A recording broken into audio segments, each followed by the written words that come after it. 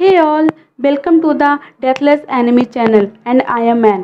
आज मैं जिस एनिमे मूवी को एक्सप्लेन करने जा रही हूँ उस मूवी का नाम वॉल्फ चिल्ड्रन है, जिसे जापानीज में ओकामी कोडोमो नो एमी टू युकी है। ये एनिमे मूवी 2012 में जापान में रिलीज हुई थी। इस मूवी को डायरेक्ट ममारू होसोडा ने किया है और इसे लिखा ममारू होसोडा और शोटाकू ओकोडेरा ने। अगर मैं रेटिंग की बात करूं तो इस मूवी को IMDb ने 8.1 और ML ने 8.6 रेटिंग दिया है और इसके रेटिंग से आप अंदाज़ा लगा ही सकते हैं कि लोगों को ये मूवी किस कदर तक पसंद आई है। और यहाँ तक कि रोटन टोमेटोज ने 95% और मेटाक्रिटिक ने 71% स्कोर दिया है। ये movie drama, fantasy, love story, struggle से भरपूर है। अगर मैं स्टोरी लाइन की बात करूं तो एक साधारण लड़की एक वॉल्फ से प्यार करने लगती है और आगे चलकर उसके 2 वॉल्फ चाइल्ड होते हैं और किसी घटना में उसके हस्बैंड का डेथ हो जाता है और आगे की जिंदगी उसके स्ट्रगल एज अ मदर के रूप में दिखाया गया है। तो चलिए, ये तो हो गया इंट्रोडक्शन। अब मूवी के एक्सप्लेनेशन की बात करते हैं।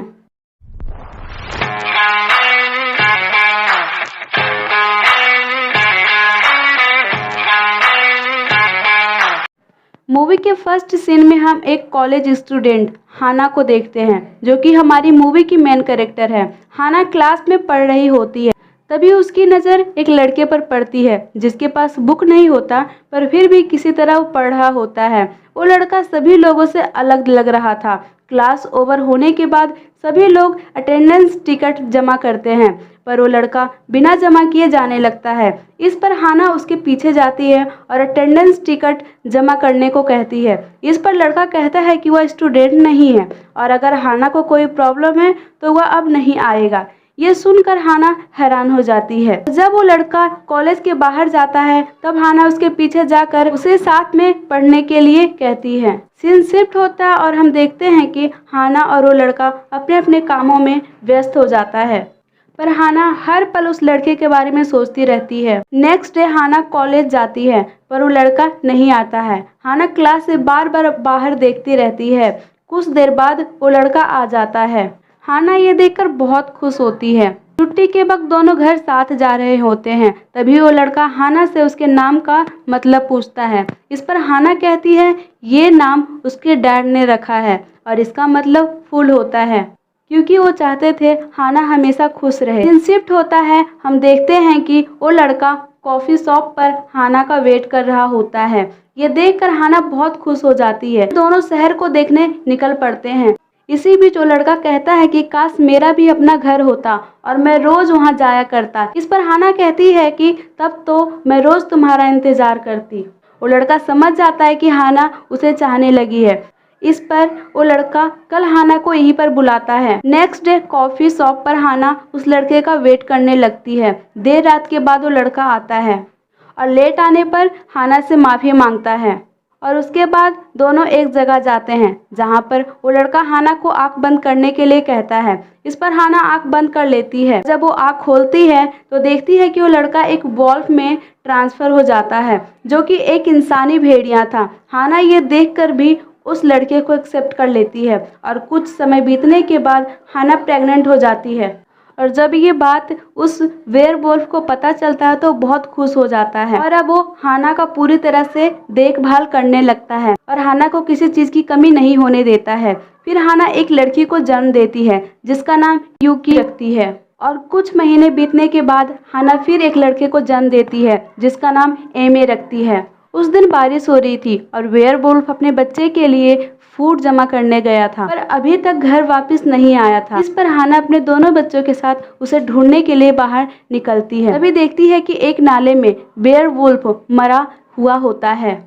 कुछ लोग उसे रेस्क्यू करने आए हुए होते हैं। हाना वेयरवुल्फ को मरा देख बहुत ही रोने लगती है। अब वेयरवुल्फ के गुजरने के बाद दोनों बच्चों की जिम्मेदारी हाना पर आ जाती है और दोनों बच्चे जो कि वॉल्फ में ट्रांसफर हो सकते थे बड़े होने लगते हैं। हाना की जिंदगी पूरी तरह से बदल जाती है। एक दिन युकी बीमार पड़ जाती है, पर हाना को समझ नहीं आता कि कौन सा हॉस्पिटल जाए, इंसानी हॉस्पिटल या जानवर के हॉस्पिटल। यूरी के ठीक हो जाने के बाद हाना दोनों बच्चों को लेकर एक पार्क चली जाती है। तभी एक डॉग यूकी पर भौंकने लगता है, पर यूकी उल्टा ही उसे डराकर भगा देता है। ये देखकर सभी लोग हाना को अजीब नजरों से देखने लगते हैं। ये देखकर हाना दोनों बच्चों को घर ले आती है। रात के समय एमी तेज तेज से रोने लगता है। इस पर हाना के ऑनर आकर उसे सुनाकर चले जाते हैं। इस पर हाना एमी को बाहर लेकर चली आती है, पर फिर भी एमी चुप नहीं होता है। और जब यूकी और एमी भेड़िया का रूप बनाकर भेड़िया की आवाज निकालने लगते हैं तो एमी चुप हो जाता है। पर सुबह होते ही हाना को फिर हाउस ऑनर से बात सुननी पड़ती है। इस पर हाना डिसाइड करती है कि दोनों बच्चों को लेकर शांति जगह पर चली जाएगी, यहाँ पर कोई नहीं आता है। इस वजह से हाना बच्चों के साथ पहाड़ी इलाके में शिफ्ट हो जाती है, पर जिस घर में वो शिफ्ट होती है उस घर की हालत सही नहीं होती है।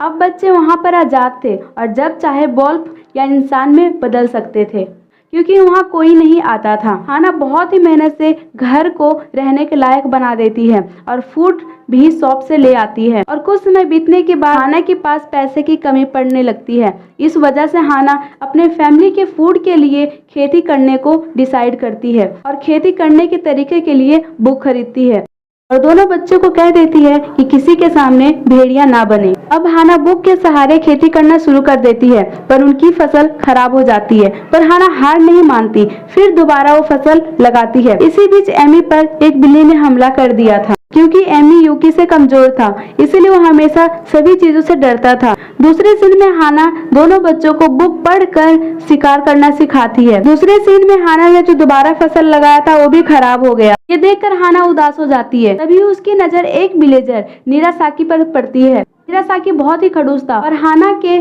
बुक से पढ़कर फसल उगाने के तरीकों को बुरा भला कहकर चला जाता है।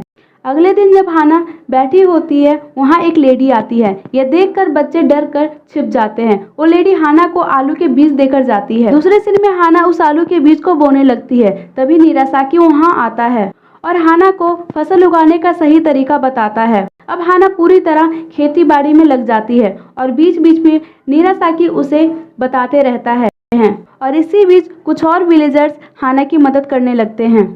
एक दिन यूरी स्कूल जाने की जिद करती है, पर हाना मना कर देती है।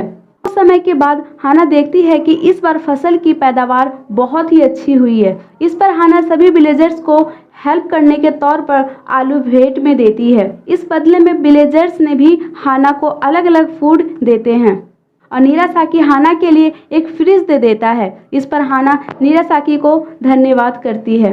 मौसम बदलने के बाद पूरा पहाड़ी इलाका बर्फ से ढक जाता है। ये देखकर हाना अपने बच्चों के साथ बर्फ में उनके साथ खेलने लगती है और इसी बीच एमी को एक नदी में किंगफिशर दिखता है। एमी उसे पकड़कर वापस आने लगता है। तभी उसका पैर फिसल जाता है और वो डूबने लगता है और ये देखकर हाना रोने लगती है। पर जब वो एमी को देखता है तो एमी के फेस पर कोई डर नहीं होता है और इसी बीच यूकी की एडमिशन स्कूल में करवा दिया जाता है। यूकी को पहले दिन क्लास में बहुत अजीब लगता है, पर धीरे धीरे वो उन बच्चों के साथ घुल मिल जाती है और यूकी स्कूल अकेले जाने लगती है और दोस्त भी बना लेती है। और इसी बीच हाना भी अपने लिए एक पार्क में जानवर के रख रखाव का काम ढूंढ लेती है और इधर यूकी अपने दोस्तों को अजीब अजीब चीजों को दिखा रही थी। ये देखकर सभी बच्चे दूर भाग जाते हैं। इस पर यूकी डिसाइड करती है कि वो अब एक नॉर्मल लड़की की तरह रहेगी। इस पर हाना उसके लिए एक ड्रेस बना देती है। ये देखकर उसके सारे दोस्त वापस आ जाते हैं और अगले साल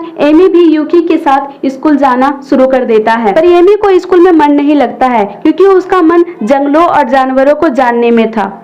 इस कारण से हाना एमी को अपने साथ जहां वो काम करती है वहां ले जाती है और हाना जिस पार्क में काम करती है उसी पार्क के एक सेल में एक भेड़िया होता है। एमी उससे मिलने जाता है।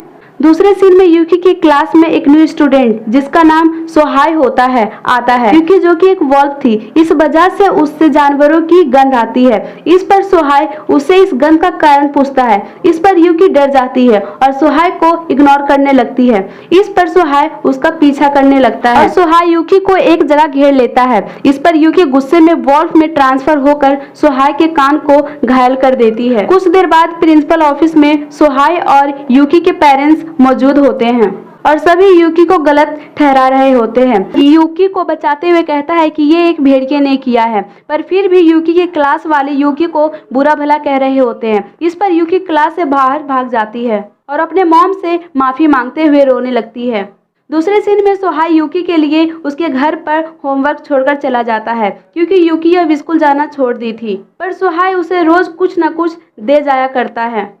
सीन शिफ्ट होता है तो यूकी अब स्कूल जाने को डिसाइड करती है। तभी रास्ते में उसे सोहाई मिलता है और उसे अपने कान का जख्म दिखाने लगता है।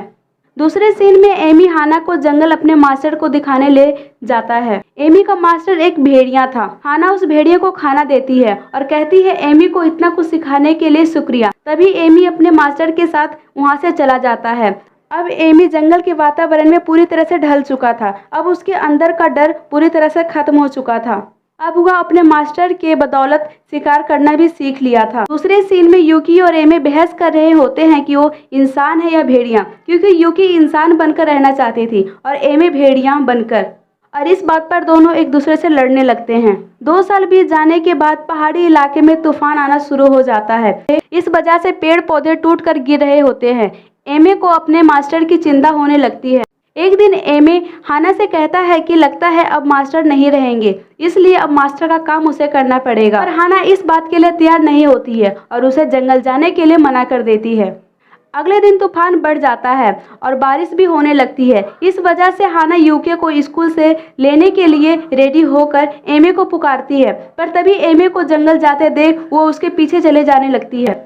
इस बीच स्कूल में सभी बच्चे अपने अपने घर चले जाते हैं, पर सोहाई और यूकी वहीं रहते हैं, क्योंकि इन दोनों के पेरेंट्स इन्हें लेने के लिए अभी नहीं आए हुए होते हैं। इधर हाना एमे को ढूंढ ढूंढ कर परेशान हो चुकी थी, पर एमे का कहीं पता नहीं लग रहा था। एक जगह हाना गिर जाती है और गिरते ही वो बेहोश हो जाती है, और इधर यूकी सोहाई के सामने रिवील करती है कि वो एक इंसानी भेड़िया है। इस पर सोहाई कहता है कि वो ये सब जानता है और यूकी से वादा करता है कि वो किसी को नहीं बताएगा। यूकी ये सुनकर बहुत खुश हो जाती है। तभी इधर हाना के ड्रीम में उसका हस्बैंड आकर कहता है कि अब दोनों बड़े हो गए हैं, अब वो अपने रास्ते खुद चुन सकते हैं। यहीं पर सीन शिफ्ट होता है और हम देखते हैं कि एमे हाना को उठाकर सड़क पर लाकर रख देता है और खुद जंगल की ओर जाने लगता है। हाना ये सब देख रही होती है। अब एमे अब एक बड़ा भेड़िया बन चुका था और एमी अपना रास्ता खुद चुन लिया है, इसीलिए वो हाना को छोड़कर जंगल में रहने का फैसला करता है। यहाँ पर हाना उसे रोकना चाहती है, पर वो रोक नहीं पाती है और उसकी आंखों के सामने एमी गायब हो जाता है। हाना ये देखकर बहुत दुखी होती है, पर फिर हाना एमी के गुड बाय को एक्सेप्ट कर लेती है। 1 साल बाद यूकी भी हॉस्टल चली जाती है और एमी की आवाज जंगलों से सुनाई पड़ती है। अब हाना अकेली रहने लगी थी, क्योंकि दोनों बच्चे चले जाने के बाद हाना अकेली हो चुकी थी, पर अपने दोनों बच्चे के रास्तों को एक्सेप्ट कर चुकी थी। और हाना की जिंदगी में जो कुछ भी घटा था, अकेले रहने की वजह से हाना को एक फेरी टेल की कहानी लगती है और हमारी मूवी यहीं पर खत्म हो जाती है। आज की स्टोरी हमारी यहीं पर खत्म होती है। हम फिर मिलते हैं एक नई एनिमे मूवी के एक्सप्लेनेशन के साथ।